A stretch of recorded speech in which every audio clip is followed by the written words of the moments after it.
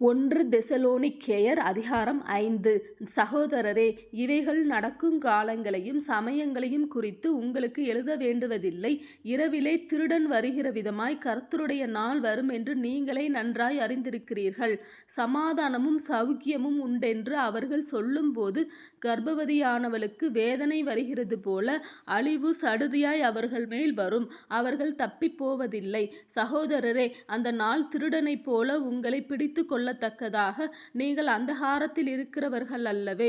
நீங்கள் எல்லாரும் வெளிச்சத்தின் பிள்ளைகளும் பகலின் பிள்ளைகளுமாயிருக்கிறீர்கள். நாம் இரவுக்கும் இருளுக்கும் உள்ளானவர்கள் அல்லவே. ஆகையால் மற்றவர்கள் தூங்குகிறது போல நாம் தூங்காமல் விழித்துக்கொண்டு தெளிந்தவர்களாயிருக்க கடவோம். தூங்குகிறவர்கள் ராத்திரியிலே தூங்குவார்கள், வெறிகொள்ளுகிறவர்கள் ராத்திரியிலே வெறிகொள்ளுவார்கள். பகலுக்குரியவர்களாகிய நாமோ தெளிந்தவர்களாயிருந்து விசுவாசம், அன்பு என்னும் மார்க்கவசத்தையும் இரட்சிப்பின் நம்பிக்கை என்னும் தலைச்சீராவையும் தரித்து கொண்டிருக்க கடவோம்.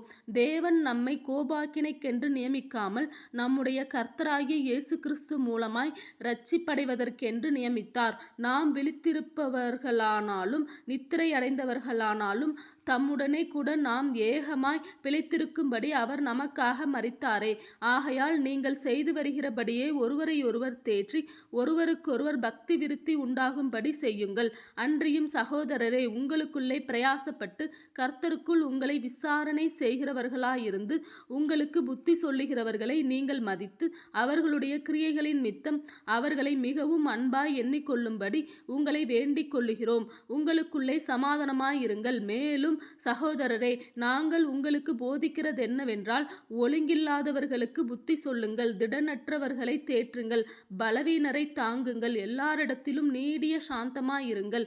ஒருவனும் மற்றொருவன் செய்யும் தீமைக்கு தீமை செய்யாதபடி பாருங்கள். உங்களுக்குள்ளும் மற்ற யாவருக்குள்ளும் எப்பொழுதும் நன்மை செய்ய நாடுங்கள்.